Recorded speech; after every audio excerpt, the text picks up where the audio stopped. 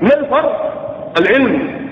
مر النبي على إحدى زوجاته أم المؤمنين فوجدها تذكر الله بعد صلاة الفجر، فرجع إليها بعد صلاة الضحى وقد ارتفعت الشمس، قال: ما زلت على هذه الحال؟ ذكر بعد الفجر إلى الضحى والشمس مرتفعة؟ قالت: نعم يا رسول الله، كل هذا ذكر. قال: قلت بعدك 4 كلمات 3 مرات، لو وزنت بما قلت لوزنتهن، ما تأخذ دقيقة. سبحان الله عدد خلقه، سبحان الله رضا نفسه، سبحان الله زنة عرشه، سبحان الله مداد كلماته. قلتها 3 مرات، لو وزنت بكل ذكرك إلى أن ارتفعت الشمس لوزنتهن. لما يا رب؟ قل هل يستوي الذين يعلمون، قل هل يستوي الذين يعلمون والذين لا يعلمون. العلم، هذا هو الفرق. فإن من الناس ربما يجهد نفسه ويقتلها وليس له من الأجر إلا القليل. وبعض الناس والله ما أراد منا المشقة. بعض الناس يظن أن الله أراد منا أن نتعب وأن نشق على أنفسنا. لا، خطأ. المشقة إن وجدت مع العمل ارتفع الأجر، ولا تقصد المشقة بذاتها. وبعض الناس يفهم هذا الفهم لما قرأ حديث النبي: وإسباغ الوضوء على المكاره، وفي الشتاء والماء دافئ يتوضأ بالماء البارد. لما يا فلان؟ يقول: إسباغ الوضوء على المكاره. هذا معنى الحديث.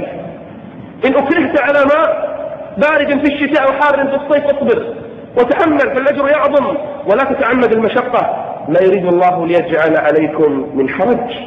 أخي الكريم، اسمع إلى أبواب الخير وتدبر واحفظ، وبعدها اخرج من المسجد سابق واركض وسارع كما قال الله جل وعلا: وسارعوا إلى مغفرة من ربكم وجنة عرضها السماء والأرض، وجنة عرضها كعرض السماء والأرض. سابقوا. وقال: سارعوا. وقال الله جل وعلا: وفي ذلك فليتنافس المتنافسون. كل عمل صالح يقربك إلى الله، ولكن اسأل عن أفضل الأعمال كما كان الصحابة يفعلون.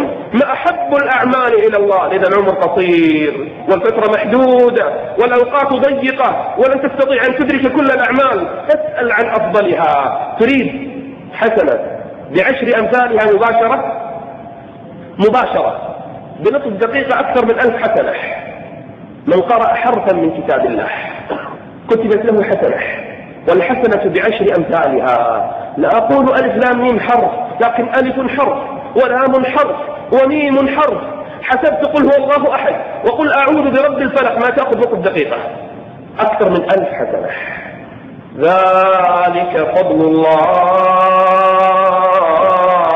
ذلك فضل الله يؤتيه من يشاء والله ذو الفضل العظيم. تريد 100 حسنة خالصة مباشرة؟ ضربة تضرب بها وزغا، من قتل وزغا من أول ضربة، ما نسميه البرعصي، من قتل وزغا من أول ضربة كتب الله له 100 حسنة. ولهذا كان لعائشة رمحا تقتل به الأوزاع، تقول: لما هذا الحيوان كان يؤجج النار على إبراهيم عليه السلام. وهذا الحيوان من الحيوانات الضارة التي أمرنا بقتلها كالفأرة وكالحية والعقرب. من أول ضربة يكتب لك 100 حسنة. انظر إلى تفريطنا في الحسنات. أتريد يا عبد الله 700 حسنة؟ تصدق ولو ب10 فلوس، ولو 100 فلس، ولو بدينار. مثل الذين ينفقون أموالهم في سبيل الله، أهم شيء الإخلاص، كمثل حبة أنبتت 7 سنابل في كل سنبلة 100 حبة. كم صارت؟ 700. والله يضاعف لمن يشاء والله واسع عليم.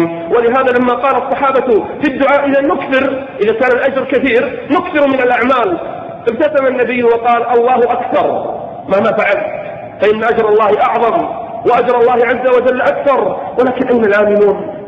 أين المتسابقون؟ أين الذين لا يضيعون الأوقات؟ تريد عشرات الملايين من الحسنات؟ لا تقل يا شيخ أنت تبالغ، كل ما أذكره اليوم أحاديث صحيحة. تريد عشرات الملايين من الحسنات في لحظات، هذه من أين؟ من استغفر للمؤمنين والمؤمنات كتب الله له بكل مؤمن حسنة. ماذا قال نوح؟ رب اغفر لي ولوالدي ولمن دخل بيتي مؤمنا القريب، ثم الأبعد ثم الأبعد، وللمؤمنين والمؤمنات. ألا تستطيعها؟ إذا استغفرت أن تستغفر لنفسك ووالديك والأقربين الذين دخلوا بيتك من المؤمنين خاصة المؤمنين، ثم استغفر للمؤمنين والمؤمنات، ما الذي يضرك؟ والحديث صحيح. انظر كم مؤمن اليوم على وجه الأرض، تقول لا أمر عظيم. أقول لك الله أعظم وفضل الله أكبر. إذا كان رجل ما عمل شيئا، مر في الطريق فرأى شجرة فيها شوك آذت الناس في الطريق، امتلأ قلبه حبا لله ثم حبا للمؤمنين، فنزل من ظهر دابته وقال لأنحين هذه عن طريق المسلمين حتى لا تؤذيهم، فنحى الشجرة إخلاص لله. تعرف ماذا صنع الله له؟ غفر الله له وأدخله جنة عرضها السماوات والأرض. لمن خلق الله الجنة؟ أعدت لمن؟ للمتقين يا عبد الله.